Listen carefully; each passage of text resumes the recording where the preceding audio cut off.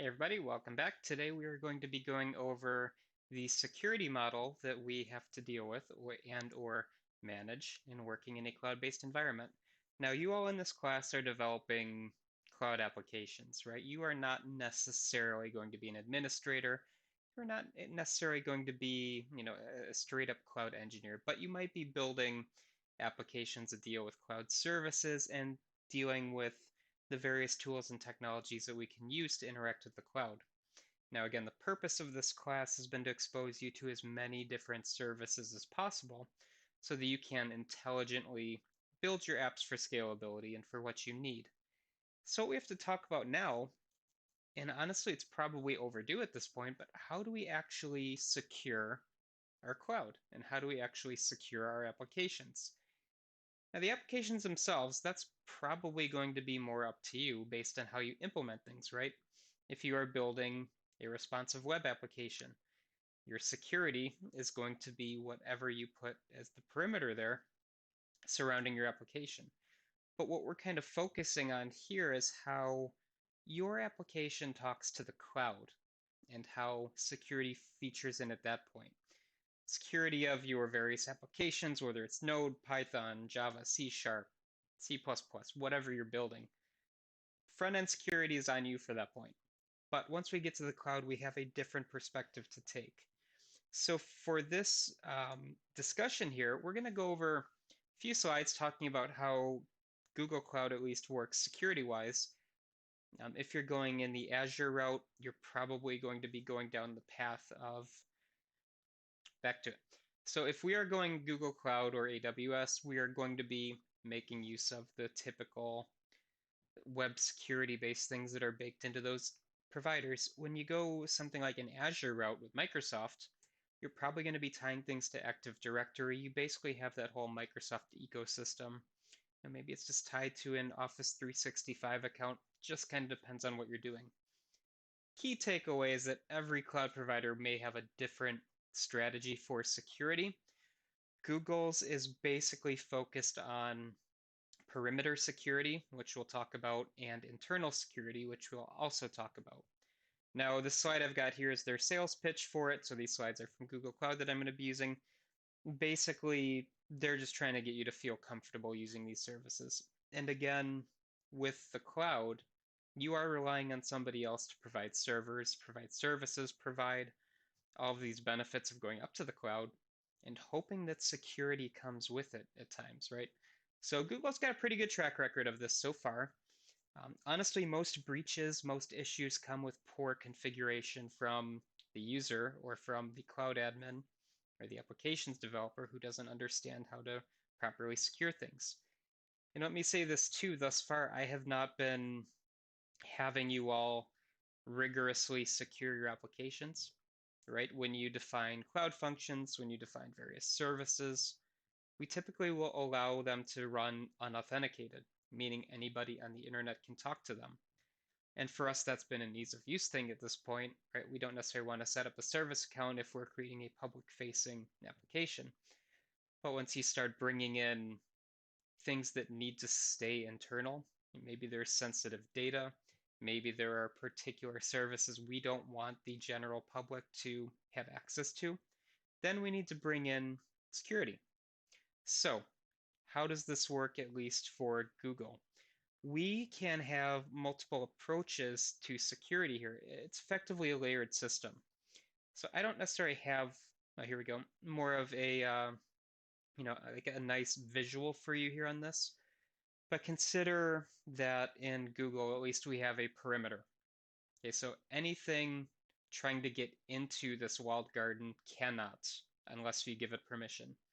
Easiest way to visualize that is a network or a VPC network that we'll be talking about soon, where pretty much every single port is blocked. So if you want to run a website on a compute engine instance, you need to open up port 80 in the firewall.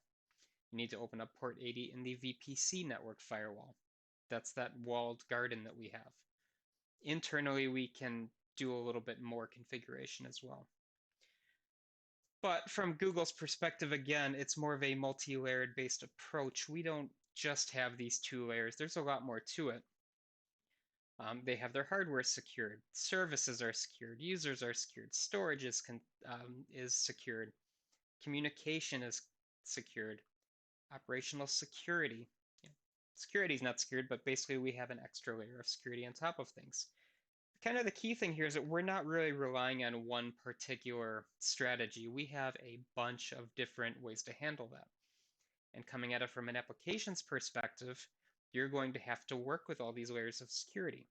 Again, if you're building a compute engine-based website, you need the proper ports open both on your virtual machine and on the VPC network.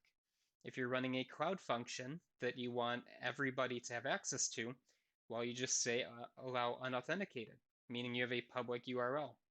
In this case, Google's taking care of the ports because it's a different service than Compute Engine. But if you want to say lock down your cloud function, then you need to tell Google's security services who has access. Are we giving it a service account to access? And service account is something we'll talk about here in a second. Are you giving it specific credentials to use to log in with? Um, Basically, we have lots of options here. So key takeaway is that we have levels, right? One thing that I like to stress to my systems administration students when we're talking, kind of in class about data centers and we're talking about security, one of the first things we go over is to fix the human element, the actual physical element.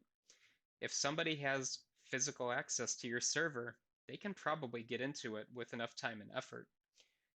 And that involves offloading your servers to, say, a data processing facility or a data warehouse or some kind of a data center where you have security guards, you have server closets, you have basic physical security.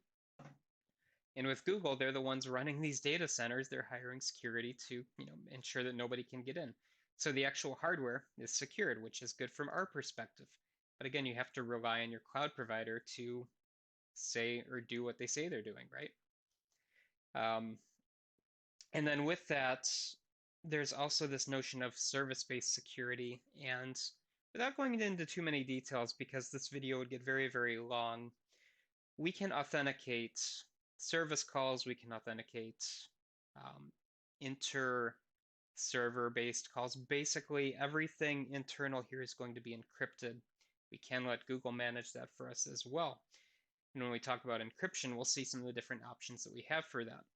And again, this can be file encryption, it can be communication encryption, just kind of depends what we want to have set.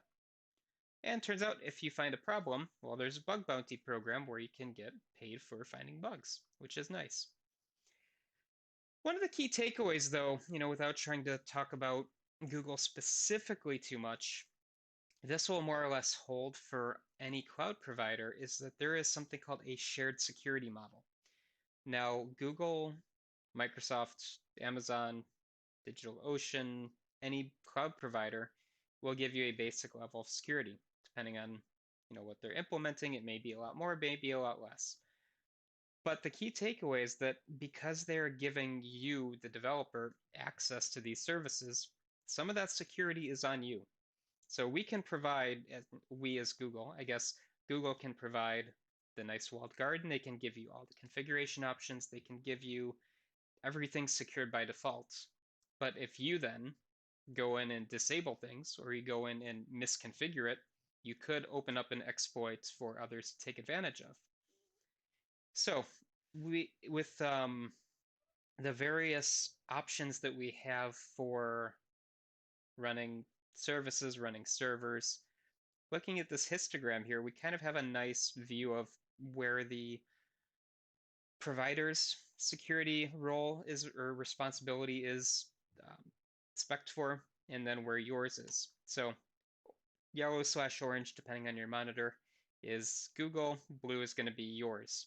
So if you're doing something on-prem, meaning you've installed the server, you're managing the software, everything is on you, right? So this would be you go out and grab a beautiful brand new IBM server blade of some kind, stick it in your rack. You have to manage everything from the hardware all the way up to the access policies and the content. You go the infrastructure as a service route. Well, turns out that a lot of the upper level stuff is still your responsibility, but all the hardware-based stuff is now your provider's. You add a little bit more, so platform as a service, identity management can now be provider managed. You go up to a managed service, which would be more your, software as a service type things, and then the provider takes on even more responsibility. Regardless, you are still responsible for configuring these things appropriately. So, with that in mind, data access is pretty much always going to be your responsibility. So if you are putting files up in, say, cloud storage, you are running scripts to give your customers access to data, this is all going to be on you. Your provider can't magically understand what you want secured and what you don't want secured. They can try, but it's still really going to be on you for that. Now, is this going to be your responsibility? You don't get any support? No. You can make use of things like service accounts, Cloud IAM, which is the Identity Access Manager. We can basically use the tools to support that. But again, it's up to you to configure it. So with that, we're going to pop over now to the Cloud Console just to show you a quick little type of overview. So let's check out service accounts, because this is one way that we can provide security access. And writing access, I want account. So here, this is a fresh, brand new project. We don't see any service accounts in here, which is fine. We haven't enabled anything yet. If I want to give a particular group of users access to a cloud function, I could do one of several things. I could create a Google group, and then I could put all of the users in that group, then give that group access to the service. So this would be like your typical Windows or Linux group-based permissions. I can create a service account, which is what I've got here. All right, so let me go ahead and create one. Let's call this, BigQuery service account. I can now give it a role. Let's go find BigQuery roles. I could be a BigQuery admin. Okay, what does it mean to be an admin? I have full carte blanche access to every single thing you can do in BigQuery with this account. Now, if I were to give this service account access to, say, a Python application, meaning that I create a key, I download that key to, say, a random computer, and then say, okay, Python script, pull in these credentials and run. This Python script now can do whatever it wants to BigQuery under my resources. And if you think of that from a security perspective, that's not great, because you don't want to have some publicly deployable key, and publicly deployable, you would obviously limit who knows where that key is, but you don't want full access to be given to some program somewhere. Give it the correct permissions. I'm only allowed to pull data from BigQuery, right? I'm not allowed to say insert anything. Or I can just look at metadata like we see here. I can see data sets that I've created for viewing. And you can set this for pretty much any Google service out there too. Right, we can create a service account, create a key for it, and then we could give, say, a third-party application rights to use our service. I mentioned groups. We can create a group. We can set various users. So if I were to, say, create a bunch of Google users, say that I'm doing a Active Directory type of environment in here where I've create a list of HR employees. I give them all Gmail accounts in this type of environment. Might not necessarily be Gmail based on how we create them, but I can add people. So let's add I've got a secondary Gmail account. So there's that. I can also give this person various roles, and roles are going to be tied to what permissions you have, what you're authorized to use in whichever service exists. So kind of the key takeaway with security is that once you get beyond the infrastructure and the hardware, everything else is configurable by you. And I'm going to end this video now that we're getting a little bit long. Keep it simple. Do not grant users or service accounts or anything more permissions than it absolutely needs. Okay, because once you start going down that route, that's where security holes start creeping up, because you will all of a sudden find some rogue application which you gave admin access just because it was easier. You see that thing start sucking down all of your resources because it can do whatever it wants, and somebody got a hold of that script.